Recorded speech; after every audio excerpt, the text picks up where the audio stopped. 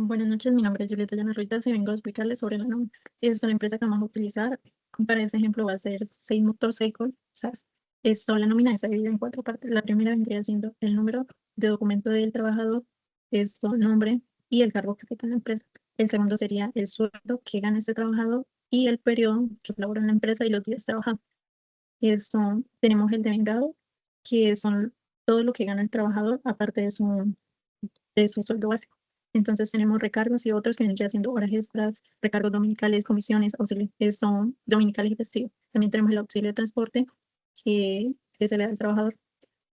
Eso, los totales de enviado. Y tenemos las deducciones, que son los descuentos que se le hace al trabajador. Los descuentos serían aporte de salud, aporte de pensión, fondo de solidario, red de fuente y otras que vendría siendo como préstamos o embargos que tenga este trabajador.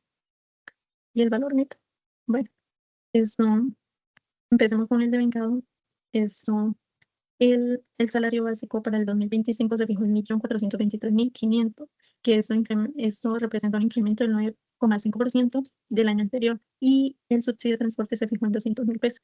Entonces, esto, vemos que ninguno de los trabajadores tiene recargos nocturnos ni horas extra. Y seguimos con el subsidio de transporte.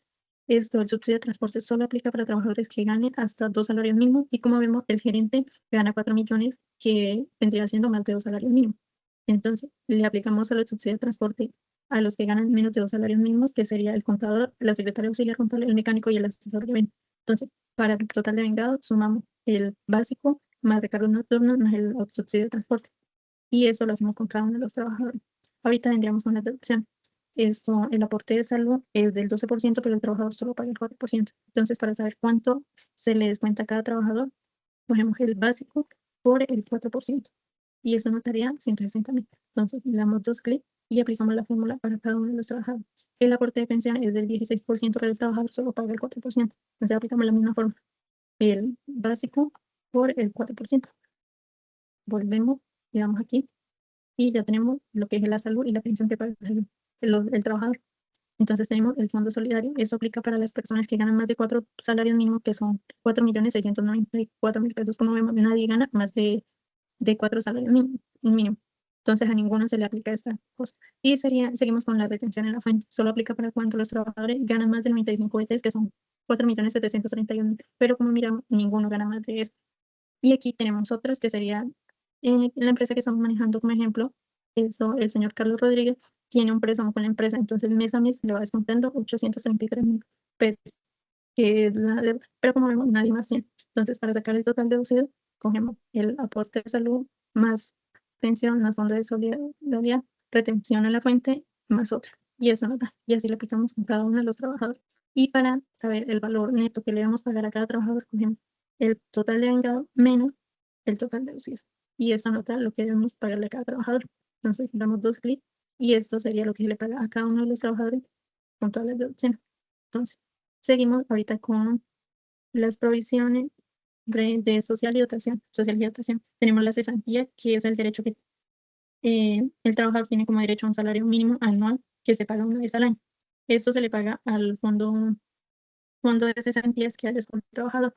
Como hallamos cuánto toca pagarle mes a mes al fondo, cogemos el total de vengado por el 8,33%. Y eso nos daría 989.458. Ahorita seguimos con los intereses de cesantía, que es el 12% anual sobre el valor de la cesantía hasta el 31 de enero. Entonces, ponemos el total de vengado por el 1%, que se le paga mes a mes. Y la prima de servicio se paga 2 veces al año. La primera tiene plazo hasta el 30 de junio y la segunda sería para final de año. Y esto se hace lo mismo. Se coge el total de vengado por el 8,33%. Y tenemos las vacaciones, que corresponde a 15 días. Este de hecho se obtiene solo cuando el trabajador ya ha cumplido un año y la empresa tiene un año después de que el trabajador cumplió el año para pagar. Entonces cogemos el total de vengado menos el subsidio de transporte menos otro recargo y por el 4,17%.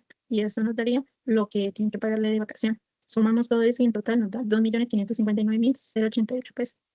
Y ahorita tenemos las previsiones de seguridad social y para fiscal. Como vemos, la empresa no paga salud, SENA y ISRF.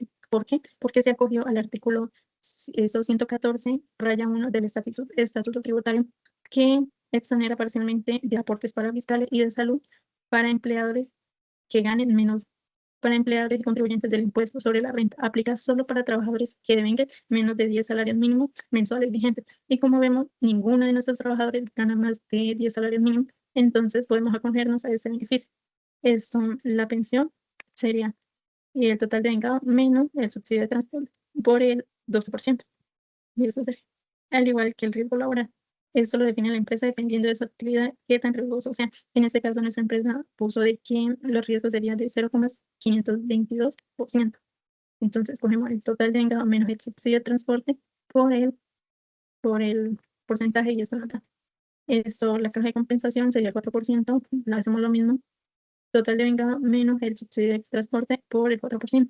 Sumamos, esto nota 1.829.564.